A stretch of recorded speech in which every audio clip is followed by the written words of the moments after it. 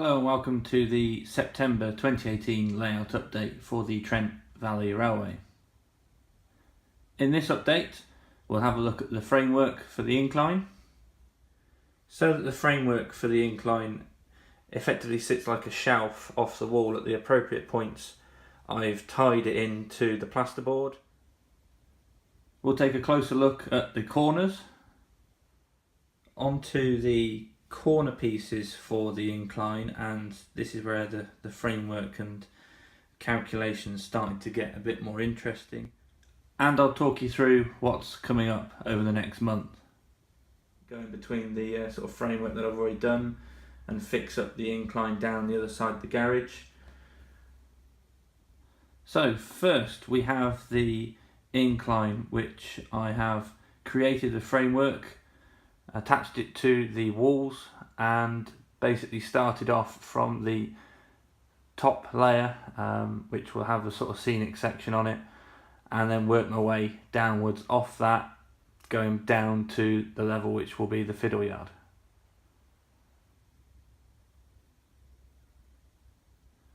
The incline, as I've spoken about in previous updates, will be a 2-track incline around the whole length of the garage, which makes sure that basically trains of full length can easily get up and down from the fiddle yard to the scenic level without any problems.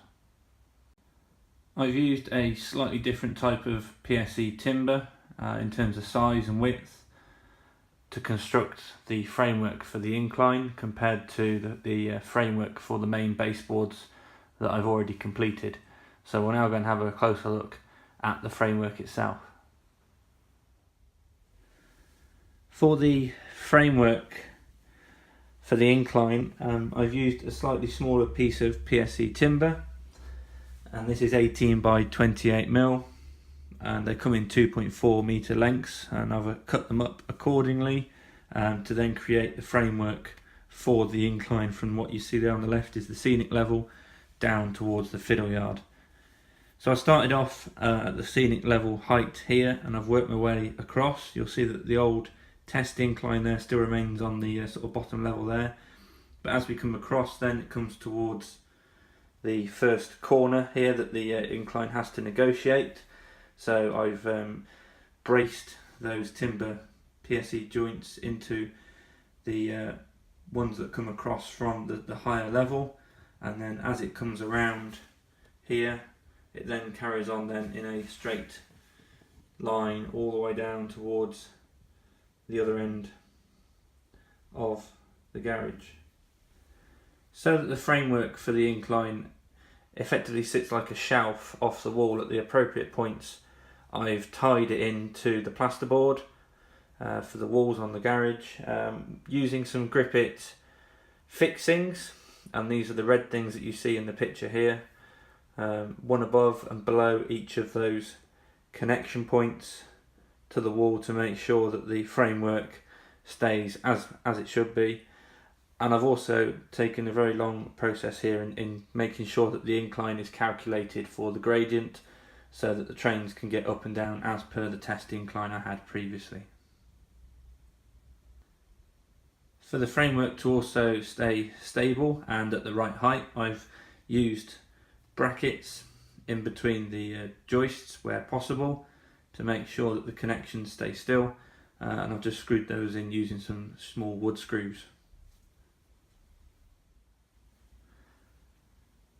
Moving down towards the garage end of the layout, the incline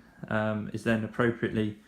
missing the breeze blocks, which are situated halfway down the garage, so I've kept it at the specific width away from that all the way down, and then you'll see as it comes down towards the garage door there is then another corner, and here is all my supplies which I've been using to prop up the framework, so that after a while it sets in the correct position for it to then be left as a sort of cantilever freestyle framework which is just coming off the wall. To give you an idea of what the end look will be, there will be just a 2-track railway that goes up the incline and obviously then in the opposite direction comes back down.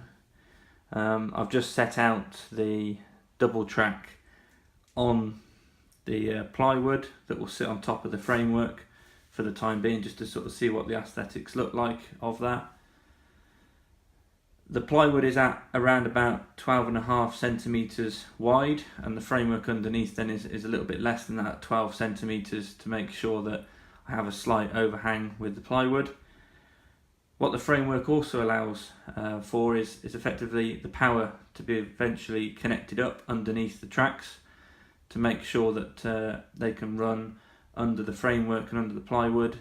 to connect up the DCC power for the tracks as they run up there. It also gives the opportunity, if I ever wanted to also put points or crossovers on the incline, but I probably won't need to do that because those points and crossovers will be on the flat at other sections on the layout. To give you a side-on view of the incline and the framework that I've got so far, I've also put the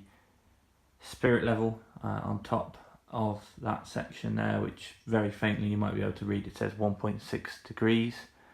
which was the gradient that I was trying to achieve.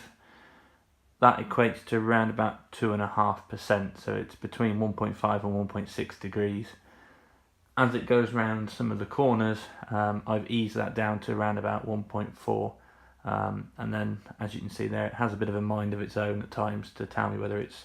slightly 1.6, 1.7, 1.5, but it's near enough where I want it to be. Onto the corner pieces for the incline, and this is where the framework and calculations started to get a bit more interesting.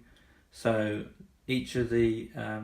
radii for the track here are around about third or fourth radius, so that won't be too much of a problem. However, what I did find with the test incline was that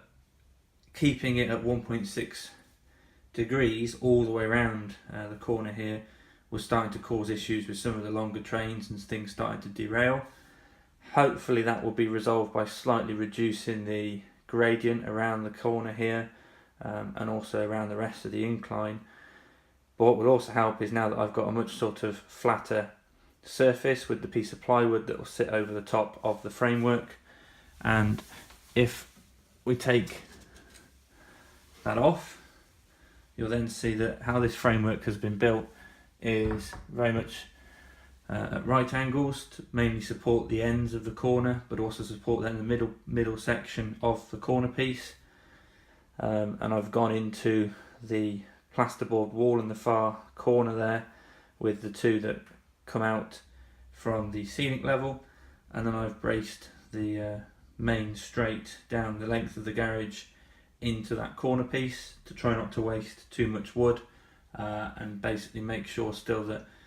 the framework can be supported off the plasterboard walls without having to put more sort of support pillars from the framework there down to the fiddle yard, which would then mean I'd lose a lot of space on the fiddle yard. It would also mean that it could start to clash as well with the incline as it comes down to the bottom level of the fiddle yard. In total for the incline, I've got 5 corners to negotiate. I've so far done 2 of those, so there's 3 more to go until the incline can get from the scenic level down to the fiddle yard level. Here is a different perspective on the corner piece for the incline, looking at it from a sort of lower level side-on view. This shows first of all the height difference between the fiddle yard at the bottom of the picture and then the incline at the top. This is the last corner piece before it gets around to the scenic level of the layout, and it just basically shows you how the track climbs from the right hand side to the left hand side here, and I've tried to not make it very steep so that all of the rolling stock doesn't have any issues as it's climbing up the incline. It's taken me quite a while to get the framework right, make sure the levels are okay, make sure I've got the sort of support joists coming out of the plasterboard at the right height, and then also make sure that I only do it once, because I will say that the grip it fixings are very much once you've done it, that's sort of it. So if I don't like that position, then it will have to go somewhere else, and that's mainly because of how the fixing is very much straight into the grip it, and once it comes out, sometimes it can pull out the grip it fixing out of the plasterboard as well, and then you lose obviously the strength in the fixing. With the Incline, I've now got as far as down towards the garage end of the layout, and you can see it's sort of cantilevered over the edge before it crosses over the removable section. I've then got the next fun part to do, which is basically to go underneath each of those sort of scenic level boards, take them off, go in between the sort of framework that I've already done, and fix up the Incline down the other side of the garage. I hope I can do that over the sort of next month, and by the end of October I might have a sort of permanent fixture in terms of an Incline between the top level, the scenic level, and then the fiddle yard.